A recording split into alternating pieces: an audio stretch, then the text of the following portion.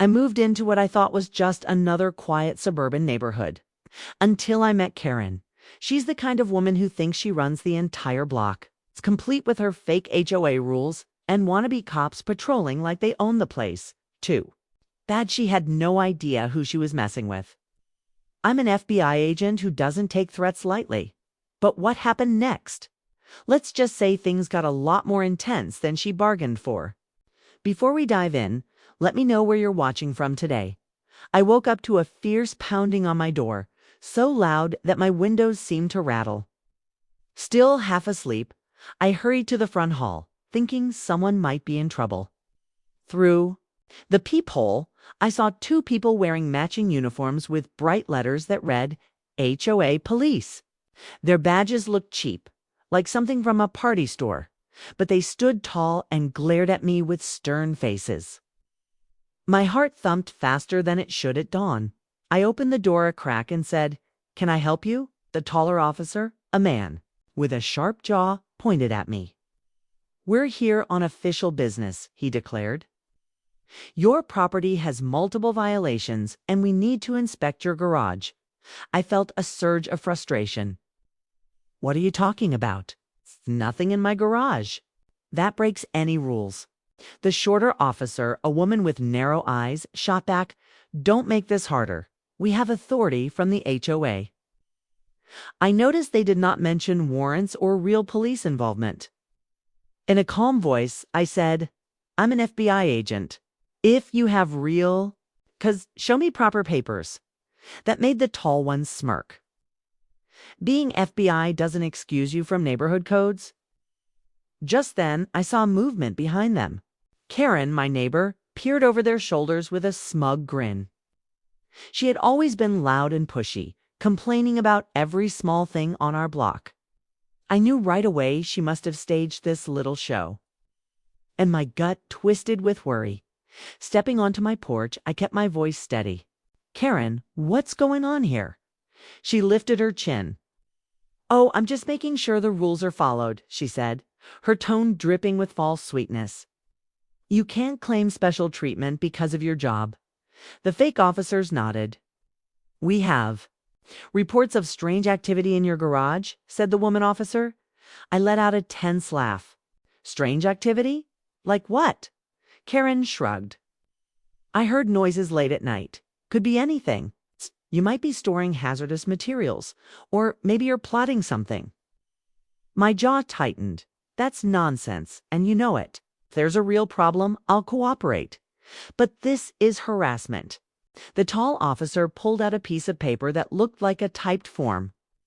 There was no seal, no signature, just words that said I was under investigation by the HOA police. I tried to stay calm. That's not an official document. "You two have no right to barge in." Karen let out a dramatic sigh. "You sure you want to argue?" "I can add your refusal to the list of violations." I glared at her. "Since when does the HOA send out its own police force?" "I've lived here long enough to know we only have volunteers who check on yards and paint colors." The shorter officer flashed a plastic-looking badge in my face. "We have new powers now. Step aside." I shook my head. "No, unless you come back with real law enforcement and a valid warrant, you're not entering my home." The man took a step forward. "Don't test us." I felt my anger spike, but I forced it down. As an FBI agent, I knew better than to start a physical argument on my porch. Instead, I crossed my arms. "If you try to come in here, you'll be the ones facing charges." Karen smirked again. "You can't threaten us. Everybody on this street knows you think you're above the rules." Suddenly, my phone buzzed in my pocket. Glancing at the screen, I saw my boss's name flashing. My stomach tightened. I had never gotten a call from him so early. One moment I told the fake officers, stepping back into my entryway. The tall man shouted after me, "We're not done here." Ignoring him, I answered the call. My boss's voice sounded strained. "Get to the office right now. We have a problem." My heart sank. Is this about some complaint against me? There was a pause. Then he said, "I'll explain in person." I hung up and walked back to the door.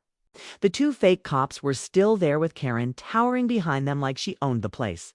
"I have to go," I said. "I'll deal with this later." The woman officer shook her head. "If you leave, we'll mark you as uncooperative." Karen stepped closer, her gaze cold.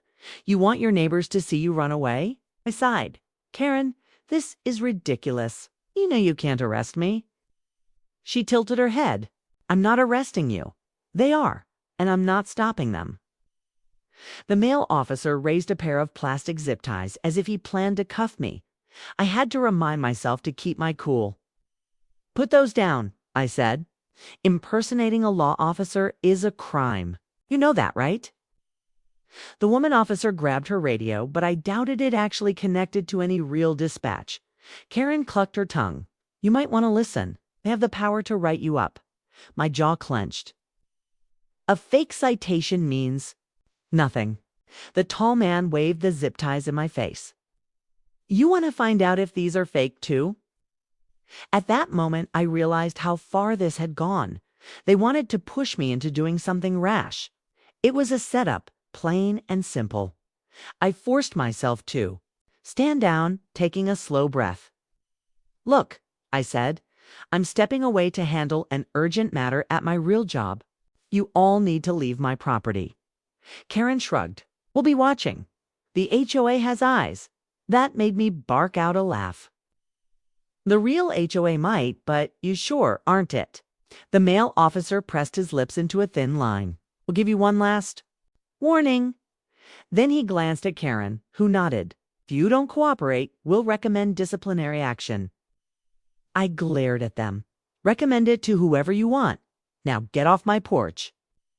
They backed away, but not before the woman snapped a photo of me with her phone. Karen gave me a mocking smile. Smile for the records. My stomach churned. I waited for them to step off my lawn, then slammed the door. My phone buzzed again. Another message from my boss. "Hurry, Dot." My whole body felt tight, like a spring about to snap. This was exactly what I didn't need, especially if something serious was happening at the bureau. Yet these phony officers had thrown my morning into chaos. And Karen's grin still lingered in my mind. It took me 10 minutes to calm down before I finally grabbed my keys and headed out. The fake cruiser was parked at the end of the street. Its lights off. I noticed Karen's car was gone, which meant she might be prowling around elsewhere, possibly telling neighbors a twisted version of the story. I drove away, trying to steady my breathing. My boss's tone on the phone had sounded dire, and that rattled me even more than Karen's antics. As I pulled onto the main road, I caught myself checking the mirror again and again, half expecting that HOA police car to follow me, but there was no sign of them. Still, I felt trapped between two nightmares. The phony cops who wanted to corner me at home, something big looming at work. I reached the FBI field office and headed inside. My boss stood in the hallway looking stiff and anxious. "You took your sweet time," he snapped, then waved me into his office. I shut the door behind us, my heart in my throat. He demanded to know why local authorities were complaining about my threatening behavior. I explained the situation, emphasizing how those officers had no real badges and that Karen was behind it. He stared at me for a long moment. "Well, we have a problem," he said. "Higher-ups have flagged this. There's talk of misconduct, and I can't protect you if it escalates."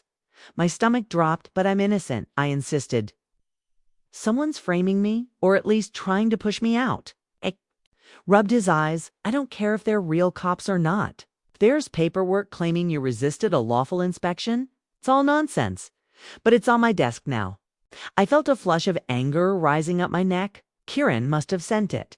She's got some crazy plan. He let out a slow sigh. "Like I said, I can't do much if official complaints keep coming. Keep your cool. Prove they're fake. Otherwise, you'll be dealing with an internal review." Panic flared, but I nodded, knowing there was no quick fix.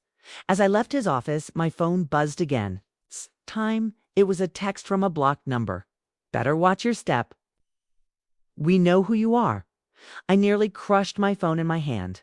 These people were trying to destroy my life, and now they had found a way to make it look official. I trudged through the day, haunted by the morning's clash and the sinking feeling that Karen had taken her petty rules to a sick new level. Even some of my coworkers shot me strange looks, like they'd already heard rumors before I left for home. I stopped by the break room, where an agent named Davis pulled me aside. "Got a second?" he asked quietly. "Sure," I said. He glanced around, checking if anyone was listening. "I overheard something in passing. Word is, you're on thin ice. You might want to watch your back." My chest tightened. "You mean watch my back here, or in my neighborhood?" Davis frowned. "Both, maybe. And I'd keep an eye on that Karen lady. She's bragging about getting you in trouble." By the time I left the building, the sun was sinking low in the sky. I drove home with my nerves on edge, wondering if those fake officers would be on my street again. When I turned onto my block, sure enough, I saw a strange SUV parked near my house. Its tinted windows made me shiver. I parked, got out, and eyed the SUV, but the engine was off and nobody stepped out. Keeping my breathing steady, I hurried inside, locked the door, and drew the curtains. Almost right away, my phone dinged with an email notification. It was from the Bureau's internal affairs team asking me to explain my morning altercation with the local security detail. I dropped onto my sofa in a daze. Karen had found a way to link her phony patrol with real authorities, and now my job was on the line. Even though the so-called HOA officers had left my house earlier, they still lurked in my neighborhood, and the Bureau was pressing me for answers. With Karen stirring up trouble at every turn, I sensed that the storm around me was only getting stronger, and I had no clue how far her scheme would reach. I got home later that day and saw the same fake HOA police cruiser idling at the end of my street. My pulse sped up as I parked, but I forced myself to act normal. Once inside, I peeked through the blinds. The car stayed put, like it was daring me to confront it again. I checked my messages, hoping for a response from the real HOA or some sign that Karen's hoax was collapsing. Instead, I found nothing but a bounced email and a threatening voicemail. The muffled voice warned, "We know you're digging. Back off, or this gets worse." That single line told me Karen wasn't alone in this plan. The next day, I tried calling.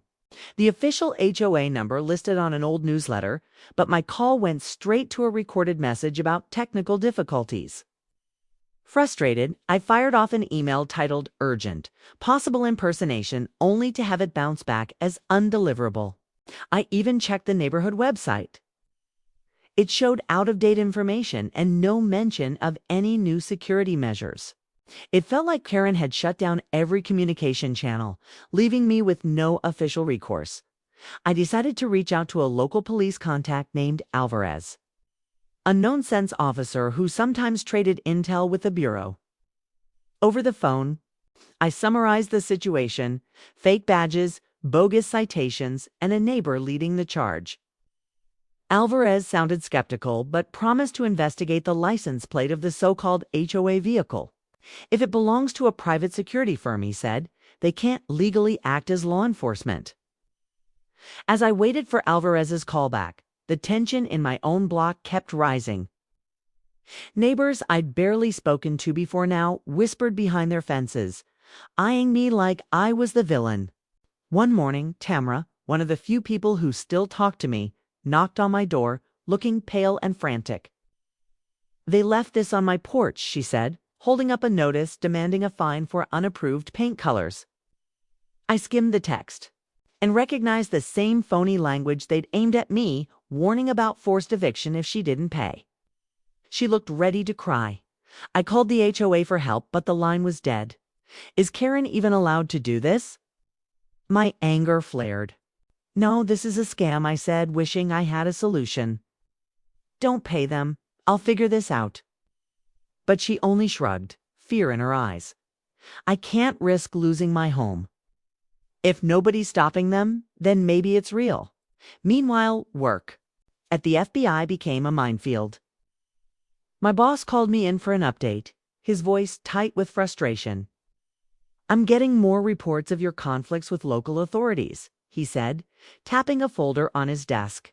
"Care to explain?" I did. My best to detail Karen's phony cops and show him the worthless citations they had slapped me with. But he frowned and shrugged. "If they claim to be private security, I can't make all this vanish. Higher-ups are asking questions, and they're not pleased." That left me feeling cornered. Even if the so-called HOA police were fakes, the noise they made was echoing at the bureau. I couldn't afford more trouble. Every day, I worried about an email or phone call telling me I was officially under investigation. One evening, spotted Karen standing in her driveway, arms folded as she watched me pull in. I stepped out of my car and marched straight up to her, ignoring the nervous flutter in my stomach. "We need to talk," I said. She just raised an eyebrow. "Go ahead." I kept my tone cool. "You've set these fake officers on me, and now you're targeting innocent neighbors." "Why?" She flashed a thin smile. "It's not personal. People around here forget that we have standards. Just making sure we enforce them." I clenched my fists at my sides. "By scaring everyone." "That's not how this works," she shrugged. "They don't seem scared to me. They pay the fines, they follow rules, and life goes on." My anger simmered. "What's your endgame?"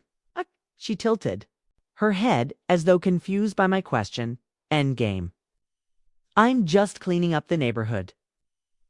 You're the one refusing to cooperate." Before I could respond, one of the faux cops strode over, giving me a stern look. "Move along," he ordered. "We have business with Miss Karen." My jaw tightened. "You have no legal authority here." He lifted a flimsy badge and smirked. "We're all the authority we need." Rather than argue, I stepped back, not wanting to give them another excuse to file a complaint. Karen shot me a final smug glance before they walked off together, leaving me fuming in the street. That night, I tried to calm down by reviewing old HOA documents from my filing cabinet. I found a reference to a once-proposed security program that never got approved. Karen's name was listed as a main advocate. The plan had been tabled when residents decided they didn't want a military-style presence in the neighborhood. Now it seemed she'd created her own version using any means necessary. A deep chill ran down my spine. If she could hijack an entire community, maybe she had friends in high places too, friends who could make real trouble for me at the FBI. A few days later, Alvarez finally called back. "That plate belongs to a private security outfit. I can't find any license contract with your HOA," he said, sounding more certain now. "They're acting without approval." I let out a breath I'd been holding. "This is proof they're not real cops," I said, relief mixing with anger. "But how do I tie it to Karen?" He hesitated. "I can't dig deeper unless there's an official complaint on file, and so far, there isn't." My frustration boiled over. "This is an official complaint. I'm telling you, they threatened me on my property." Alvarez sighed. "I believe you, but I need statements from other neighbors who will back you up. Otherwise, it's your word against theirs." I realized then how carefully Karen had cultivated fear. No one wanted to stand against her, especially if they risked facing these pseudo-cops. That meant I was on my own unless I could build a solid case. Meanwhile, the Bureau grew more impatient. A supervisor from Internal Affairs summoned me to a brief meeting. She asked pointed questions about my aggressive behavior with local authorities, referencing a typed report full of half-truths. I stated my side of the story, but she simply tapped her pen on the folder and said, "We're reviewing all angles." My chest felt tight as I left her office. Even if I was telling the truth, the repeated complaints made me look like a liability. Karen was winning this round, using her phony goons and fake citations to undermine my credibility. My only solace was that Tamara still believed me, though she was too afraid to speak up in a formal way.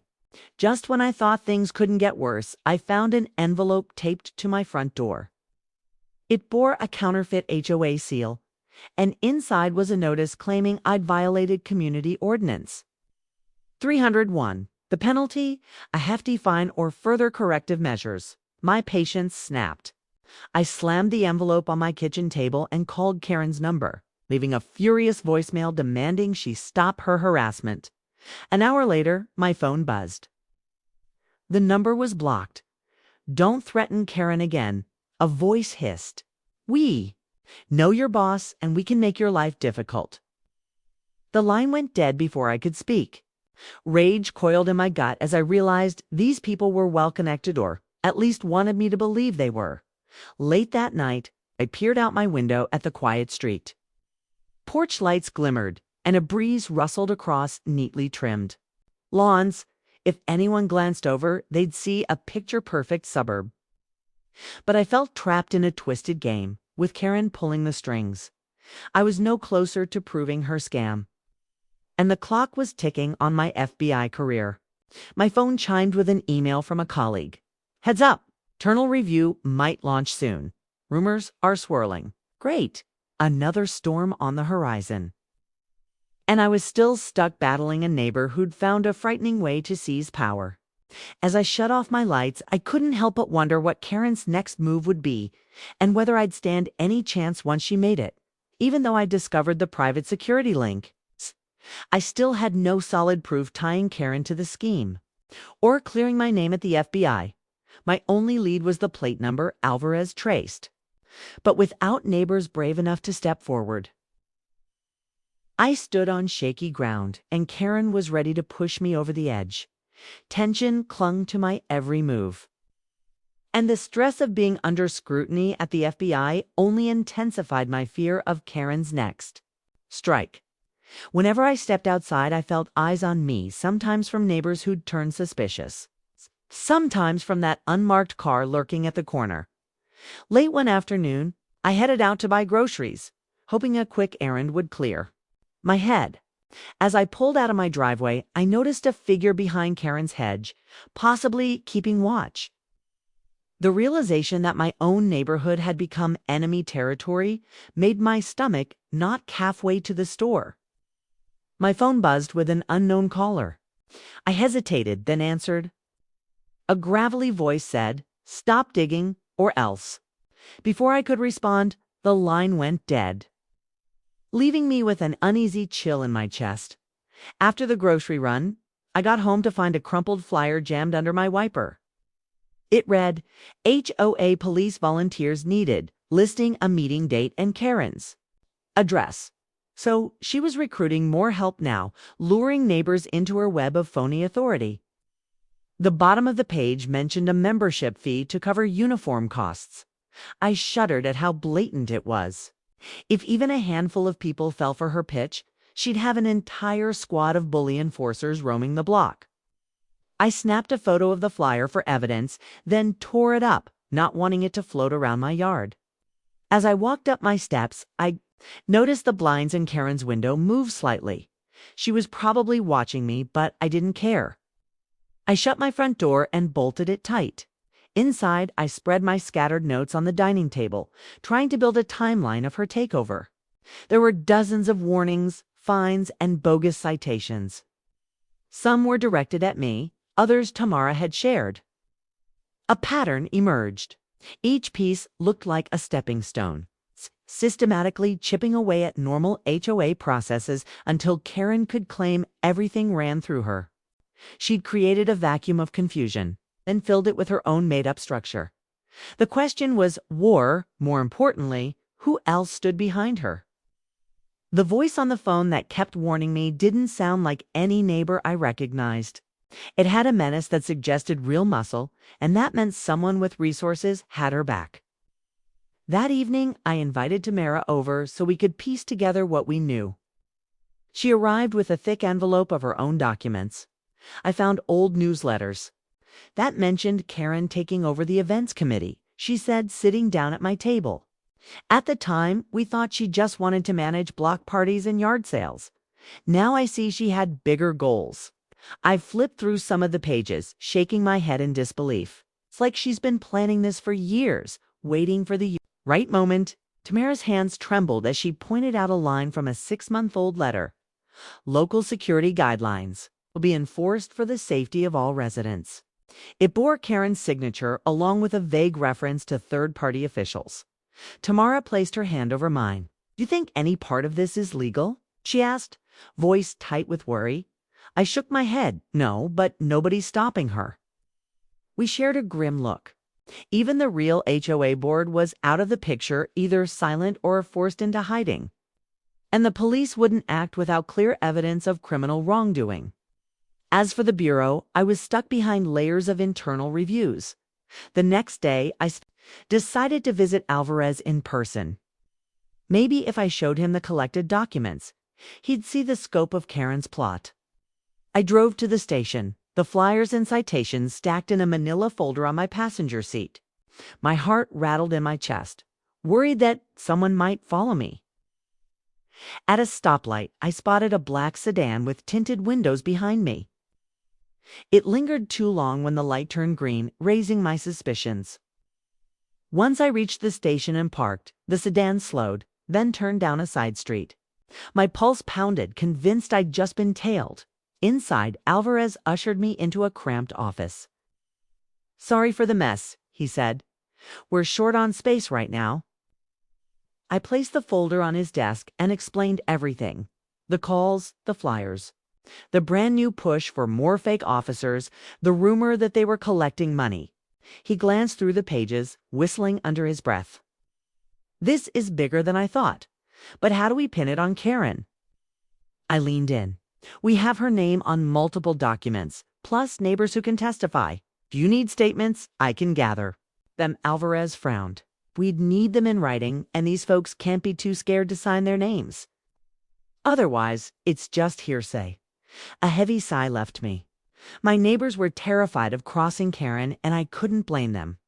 For all I knew, she had real power somewhere, or at least powerful friends. I asked Alvarez about the tinted SUV plates again, hoping there was more to learn. He scanned his computer. It's registered to a private security firm with ties to an out-of-state corporation. Could be some shell company. It's hard to trace. My shoulders sagged. So basically a dead end. He nodded, grim-faced. "I can keep digging, but unless they break the law in a way we can prove, we're stuck." I swallowed my frustration and thanked him, though it felt like I was no closer to stopping Karen. On my way out, my phone buzzed. A text from my boss. "We need to talk ASAP. Be here first thing tomorrow." My mind spun with worst-case scenarios. Maybe the phony HOA squad had filed another complaint against me, or Karen had found a new way to sabotage my record. That night, I barely slept. My thoughts whirled with a sense of impending doom, sure that Karen would strike again in some unexpected way. Around 2 o'clock in the morning, I jolted upright to the sound of a car door slamming outside. I crept to the window and peeked out. A figure stood by the curb looking at my house. For a heartbeat, I worried it was Karen, but the silhouette seemed different, taller and bulkier. After a moment, they climbed back into a vehicle and drove off, leaving me rattled and wide awake the next morning. I dragged myself to the bureau, bracing for whatever my boss had to say. He was waiting by his office door, arms folded. "It's bad," he muttered, ushering me inside. I sat down, my gut tight.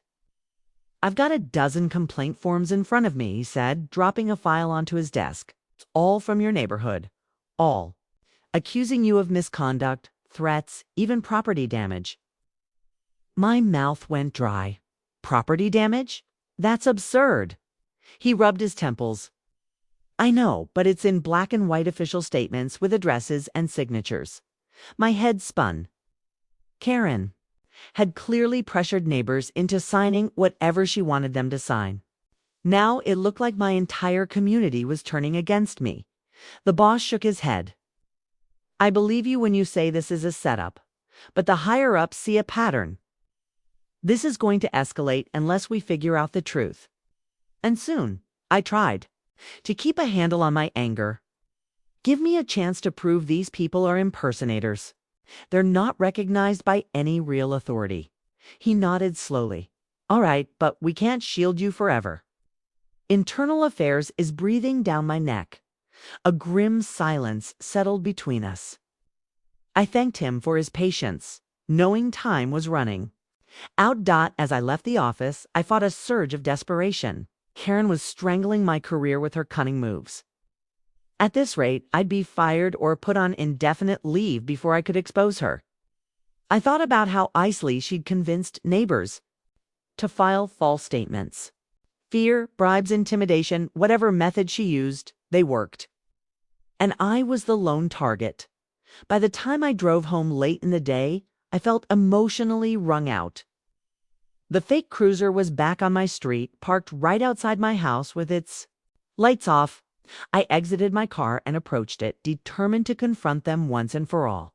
A figure rolled down the window, just an inch.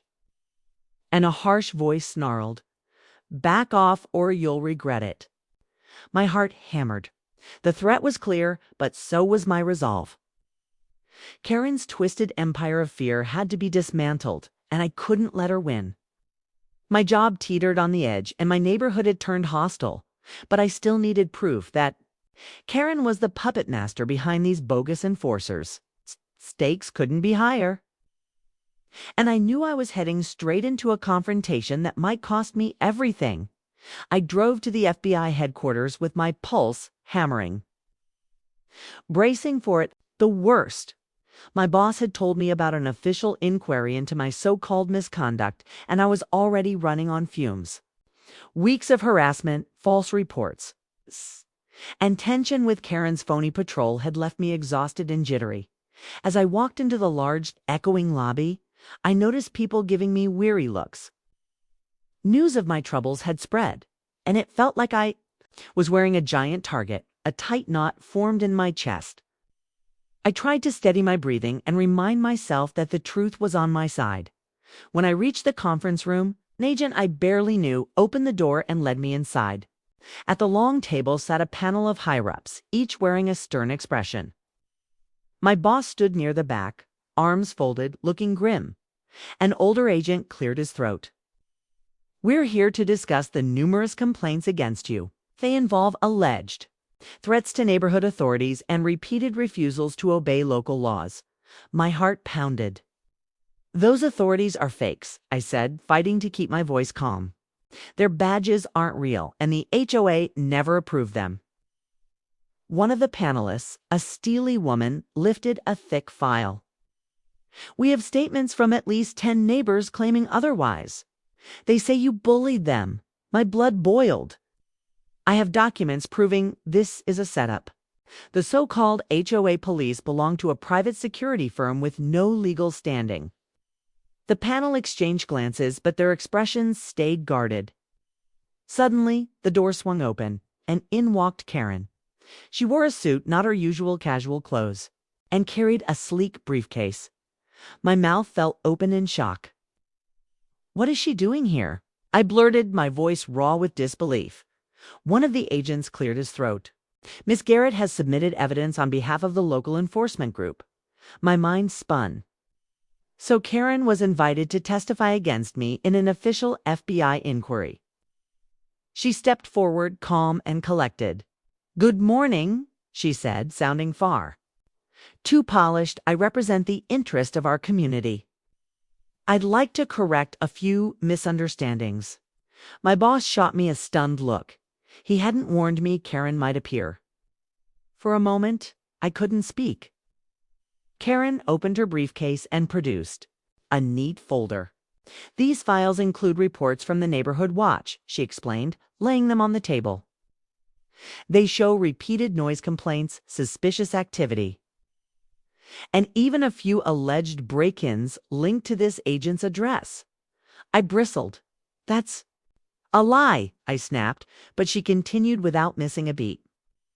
"We asked him many times to cooperate with our volunteer police program, yet he refused, claiming we lacked authority."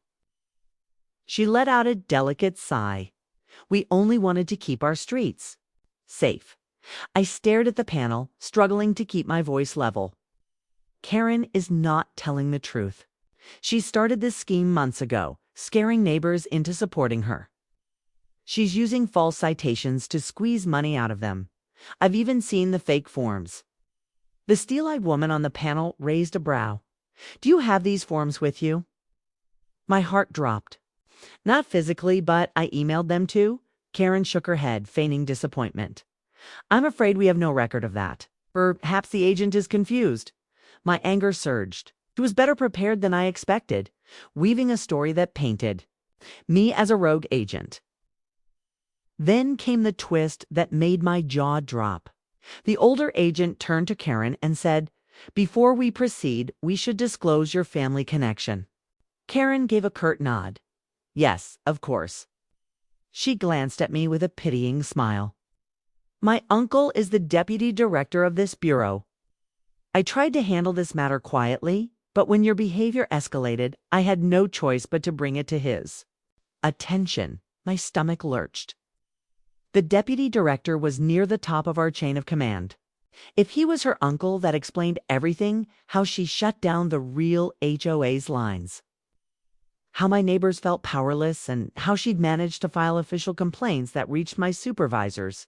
So, fast. One panelist cleared his throat. Given Miss Garrett's connection, we must ensure impartiality. But these claims are serious. Agent, can you provide concrete proof of criminal activity? My voice wavered. I have records showing the security firm is unlicensed and neighbors who've told me they're being extorted, but they're too scared to come forward. Karen pressed her lips together. My family and I care deeply about law and order. We only encourage people to keep our streets safe. Every word dripped with insincerity. My vision swam, realizing she had deeper roots in the agency itself. I stood alone, cornered by her well-placed influence. The meeting ended with a promise that Internal Affairs would launch a formal investigation, not just of me, but also of any possible wrongdoing in Karen's group. Yet I walked away feeling like I'd lost ground. Karen beamed at me on her way out, murmuring, "Better watch your step." I clenched my jaw, resisting the urge to shout in front of my superiors. My boss jogged after me in the hallway. "I had no idea she was related to the deputy director," he muttered. "This puts us in a tight spot. You're not off the hook." I exhaled shakily. "I know." He gave me a sympathetic look. "Do yourself a favor, stay calm, and gather any evidence you can. We'll need more than hearsay." I left the building in a daze, trying to process this shock. Karen's uncle was one of the highest-ranking officers in the FBI. That meant she had access to connections and resources I never dreamed of. If she could convince my neighbors to back her, what could she do with her uncle's power behind her? My knees felt weak as I reached my car. There was no guarantee Internal Affairs would believe me now, not when Karen had official channels on her side. I sat behind the wheel, gripping it so hard my knuckles turned white, struggling not to panic. My badge felt heavier than ever in my pocket.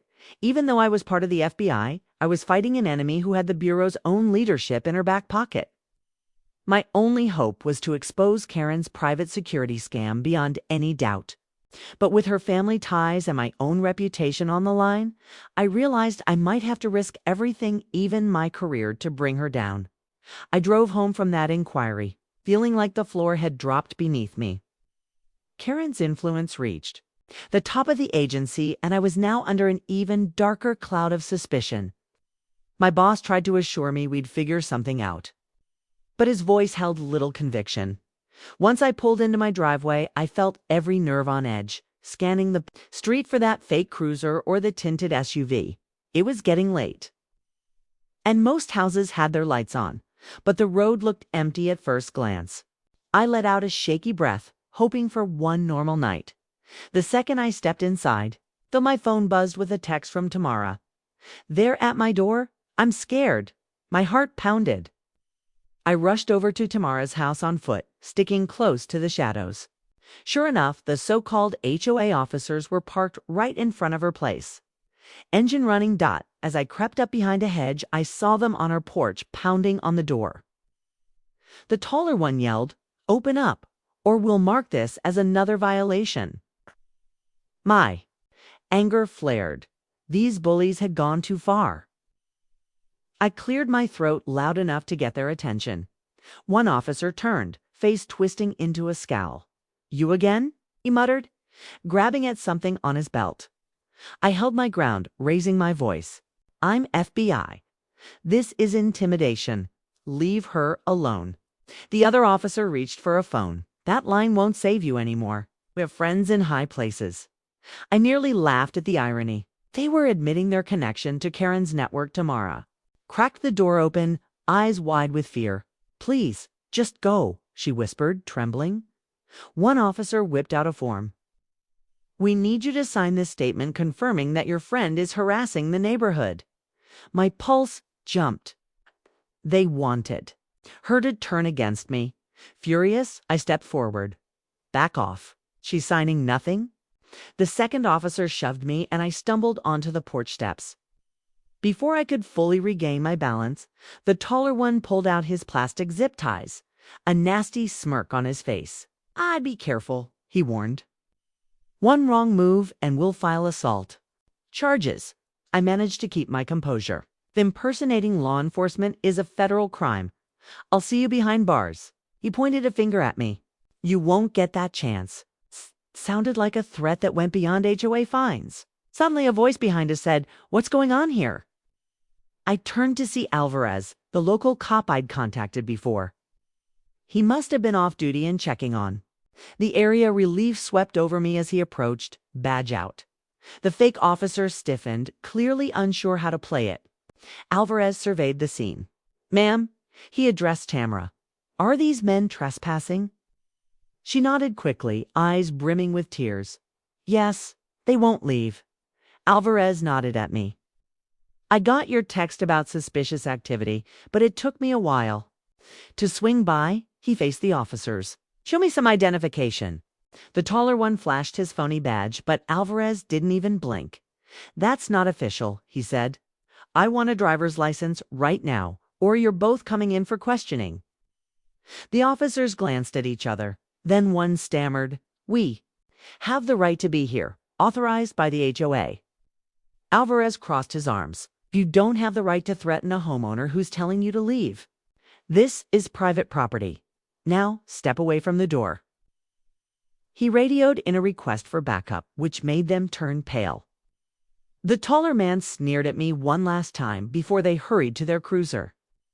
Alvarez and I followed them out, but they drove off before we could stop them.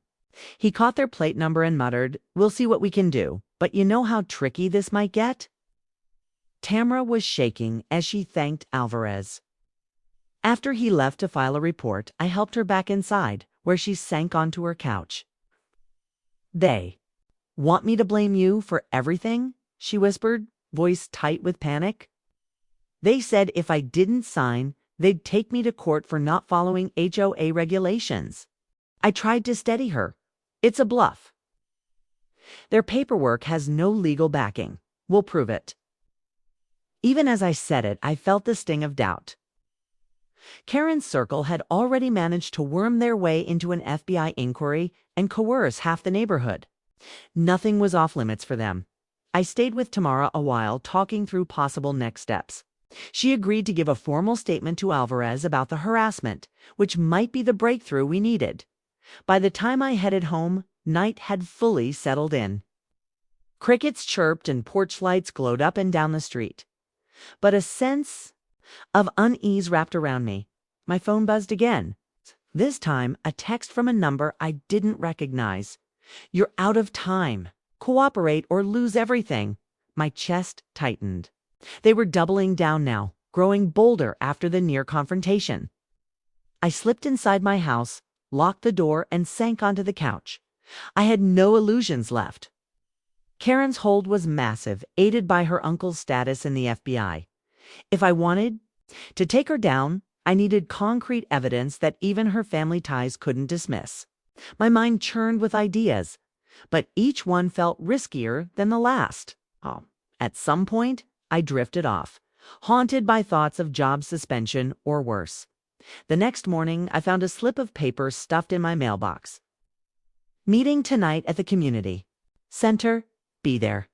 It read with no signature dot. Part of me thought it was another one of Karen's traps. Still, curiosity and desperation prodded me. If she was holding some public gathering, I might finally catch her in the act, maybe even record the bogus claims she made. But I couldn't shake the fear that this was a setup designed to humiliate me or paint me as a threat once more. I sat there staring at that note, feeling the weight of everything: my shaky position at work, my powerless neighbors, and the looming threat of Karen's shadow army. My phone chimed with a message from Alvarez. "We need more witnesses, or I can't file charges." Press 'em. I felt a faint flicker of hope. If the community center meeting was real, it might be my chance to gather testimonies, show the real face of this so-called HOA police, and finally corner Karen before she destroyed me completely. The clock was ticking, and Karen was drawing everyone into one place, possibly her biggest power play yet. I knew I had to attend that meeting, even though I sensed it might be a trap. If I failed to expose her scheme there, I might lose more than my job. I could lose the neighborhood I once called home. That evening, I got ready for the community center meeting with a knot of tension in my stomach. Karen was planning something big. I needed to be prepared. I slipped a small recording device into my jacket pocket and grabbed my phone, fully charged and set to record audio. I texted Alvarez, letting him know where I was headed just in case things got out of hand. His reply came fast. "Be careful. Call if it gets ugly." I took a deep breath and headed out, my mind buzzing with strategies and potential outcomes. When I arrived at the community center, the place was packed. Rows of folding chairs were set up, and most of the neighborhood was already there, murmuring among themselves. I saw Karen near the front, holding a stack of papers and chatting with a few neighbors who had those "New We Support the HOA" signs on their lawns. A makeshift podium was set up on the small stage, and two of her fake HOA police stood off to the side, arms crossed like bouncers at a nightclub. I took a seat in the back, hoping to blend in. Karen stepped up to the podium, her voice ringing out with forced cheerfulness. "Good evening, everyone. Thank you for coming. As you know, our community has faced some challenges lately: disruptions, rule violations, and safety concerns. That's why I took the initiative to establish our new HOA police to ensure a safe and orderly neighborhood." Applause erupted from a handful of supporters, while others exchanged nervous glances. I could feel the tension simmering in the air. Karen continued, "Unfortunately, we've had some resistance from a few individuals who don't respect our community standards." Her eyes darted toward me for a split second, but she moved on quickly. She gestured to the fake officers. "Thanks to our dedicated volunteers, we've already issued several citations for noise violations, unkempt lawns, and suspicious activities. It's all about keeping our streets safe and preserving property values." I couldn't stay quiet any longer. I stood up. "That's a lie," I said, loud enough to make heads turn. Karen's smile faltered. "Excuse me," she said, eyes narrowing. I stepped forward, projecting my voice. "Your so-called HOA police are not legitimate. They're part of a private security group with no legal authority to issue fines or citations. You're running a scam, Karen." A few gasps rippled through the crowd. One of the fake officers moved toward me, but I held up my badge. "Federal agent, touch me, and you'll regret it." The officer hesitated, glancing at Karen for guidance. I pushed forward. "These goons are nothing more than hired muscle. Karen's been intimidating and extorting neighbors, making them pay bogus fines and threatening them with eviction. It's illegal." Karen's face flushed with anger. "You're just bitter because you can't handle following rules, like everyone else," she shot back. I pulled out my phone, where I'd saved screenshots of Alvarez's findings. "This is proof that your HOA police are unlicensed and unauthorized. The security company they work for has no contract with our community." The room buzzed with murmurs and worried whispers. One man stood up, looking shaken. "Karen is that true? Are they not real security?" Karen faltered, her bravado cracking. "They're volunteers. STAMMERED. Seized the moment. Volunteers don't have the right to detain people or issue fines. And you've been making up infractions to squeeze money out of your own neighbors. I pointed to a pile of papers on the table next to her. Let's see those citations. Bet they're all as fake as your authority. People started moving forward, eager to see the documents. Karen's hands shook as she tried to pull them away. One of the neighbors snatched a citation from the stack and held it up. This doesn't look right at all. It's no official seal, no signature.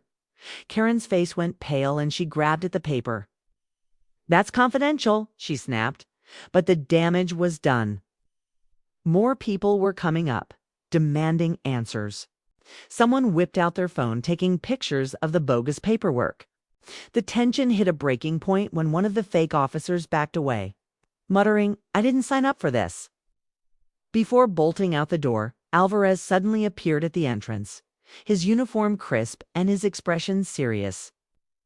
"Everyone, stay calm," he announced. "We're conducting an investigation into unauthorized security practices and possible extortion." Karen's face drained of color. She tried to compose herself, but it was too late. Alvarez walked up to her.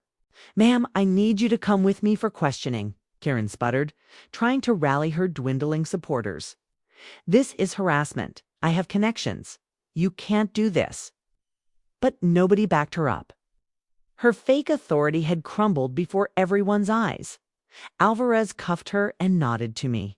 "Good work," he whispered. As Karen was let out, people started talking, realizing how they had been manipulated. Tamara approached me, eyes shining with relief. "You did it," she whispered. I gave her a tight smile, still feeling the adrenaline rush through my veins. A few neighbors came up to apologize, admitting they'd felt trapped into following Karen's bogus rules. I nodded too, drained to say much, but grateful the truth had finally come out. The aftermath was a whirlwind of statements, paperwork, and an official HOA audit that confirmed Karen had been pocketing fine money for herself. Her uncle, the deputy director, denied knowing about her scheme. But the scandal was enough to put him under heavy scrutiny, and he quietly resigned within weeks. The neighborhood slowly returned to normal, and the fake HOA police vanished overnight. Their security company facing legal action for unlawful enforcement. A few weeks later, my boss called me into his office. He gave me a long, considering look, then offered a rare smile. "Turns out you were right all along," he said. "Internal affairs cleared you. Karen's actions were deemed illegal and unauthorized, and we've received formal apologies from the neighbors who filed complaints under pressure. You're back on track." Relief washed over me. I'd managed to hold on to my career and my reputation despite Karen's relentless sabotage. As I walked out of the office, I let out a deep breath, the tension finally breaking. My neighborhood was back to being just that, a neighborhood. No more fake cops, no more phony citations. Just a few curious glances from people still processing how close they'd come to living under Karen's twisted little empire. I couldn't help but smile. I'd survived the storm and brought down the woman who thought she could turn a quiet suburb into her personal kingdom.